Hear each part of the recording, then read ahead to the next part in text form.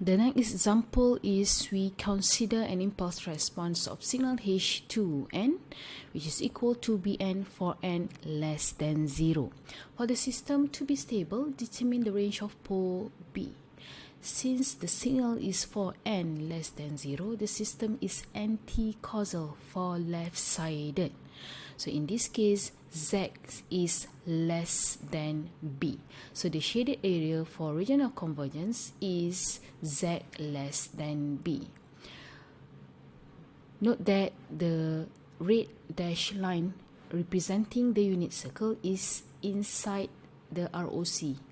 Therefore, pole B must be larger than 1.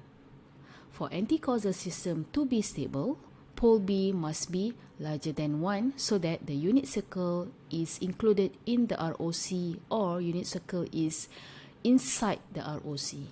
If pole B is less than 1, meaning that the unit circle is not included in the ROC or the unit circle is outside the ROC and the system will be unstable.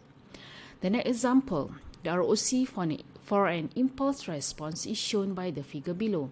Suggest the type of its sequence, causality and stability. For this case, Z is less than A. So this is the anti-causal system. So take this one for left-sided sequence. Okay, the anti-causal is for left-sided. So anti-causal and left-sided. Z less than A. So for anti-causal system to be stable, pole A must be larger than 1. So the unit circle should be included in this ROC. For this condition, pole A larger than 1. So for pole A equal to 0.25, the system is unstable. Okay, for system to be stable, pole A must be larger than 1. For pole A equal to 1, it is marginally unstable or potentially unstable. For pole A equal to 5, which is larger than 1, the system is stable. The next example, we consider the following impulse response signal H3n. Sketch its overall ROC and comment on the stability.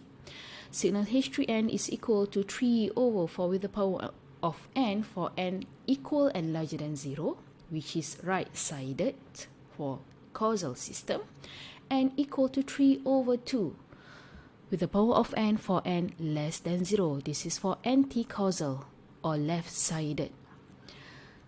So if we have these both two signal for n equal and larger than 0 and also for n less than 0, we call the system as non-causal. So the ROC for H3Z, signal H3Z, the first one for right-sided, Z must be larger than 3/4.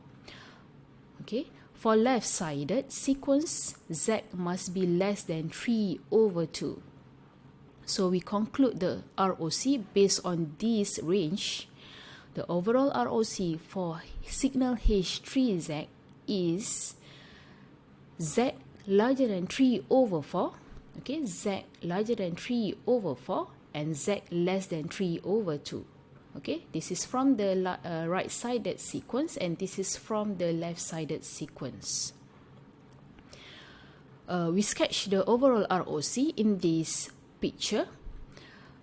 So Z larger than 3/4 for right-sided sequence and Z is less than 3/2 for left-sided sequence. So the system is stable as the overall ROC includes the unit circle. The unit circle is inside the ROC, meaning that pole 3/4 must be less than 1 and pole 3/2 must be larger than 1. Okay, for system with two or more poles like non-causal system, 3/4 and 3/2, the relative positioning of unit circle will depend on the overall ROC and not the individual ROC. So for further reading, you can refer to the subchapter in the monograph for topic stability and causality. With that, thank you very much.